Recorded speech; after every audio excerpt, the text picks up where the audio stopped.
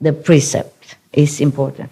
That's why even if you become a monk or nun, even you burn incense, or you still need to take precept. You take the precept so that you always go straight, you know. I give you only 5 precepts, and you complain, and sometimes you don't keep some of it. If you become a monk, 200 something precepts, monks and nuns, similar, understand me, in the Buddhist tradition. I don't want to tell you this, because if you know it, you have to keep it. Because you're lay people, so I cannot tell you. You understand me? Yeah. All kind of precepts you have to keep, not just 5 precepts. But these 5 precepts, even as Buddha mentioned here, are the main one. Okay? Because if you don't keep your mind pure from lust, other precepts also will be kind of depleting and, how you say, lacking. Okay? For example, if you're lusting after a woman, and maybe she's already married, or she's unattainable, and then, I don't mean you, I mean some people who lacking of moral standard or lacking of self-control might try to find a way to harm anyone that get into his way to possess that woman of his desire. And then other precepts can also be broken.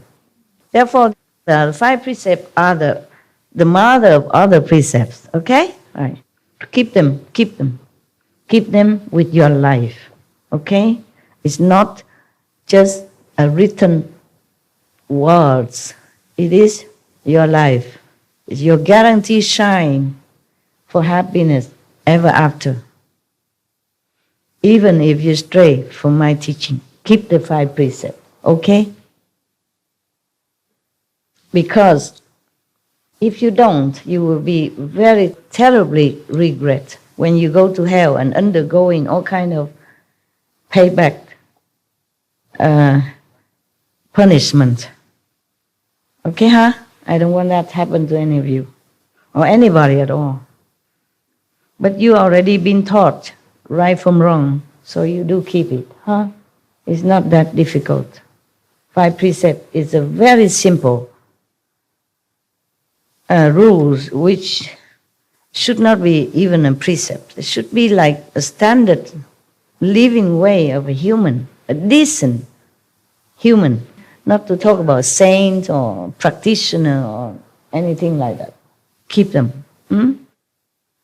In Catholicism or Hinduism or Jainism, they all keep precepts. They all have this kind of basic ahimsa. No harming to others, yes? And stealing is also harming others in a different way, yeah?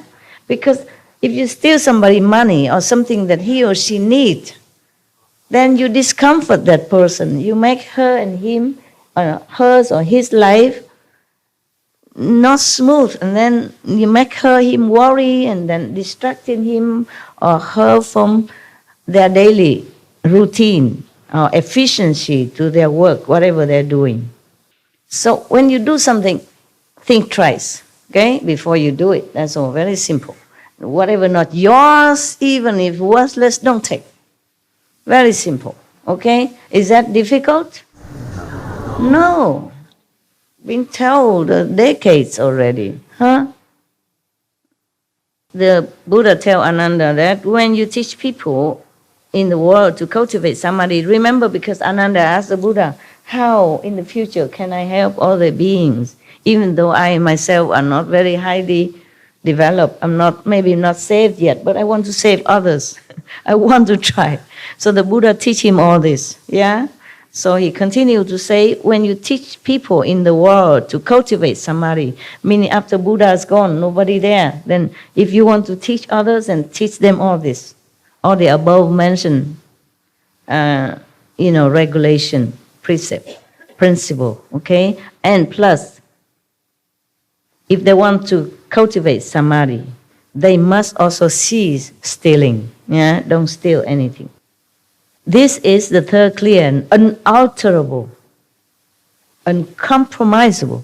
That is the real truth. Nothing can replace it. No killing. No unethical sexual relationship. Okay? No stealing. Even if you're married, you have to, I would say, taper off. The master in India, even they are married. Many of them do. Yeah. Because they're married already before they became a master. Or even afterward. But they have couple interaction only twice, 3 times a year. Just to make children. To do the tradition family. That's all. Not because they're lustful after that. Just kind of duty.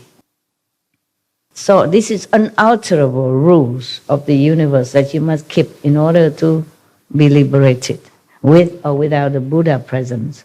Now, therefore, Ananda, if cultivators of chant, samadhi, in meditators, do not cease stealing, they are like someone who pours water into a leaking cup and hopes to fill it.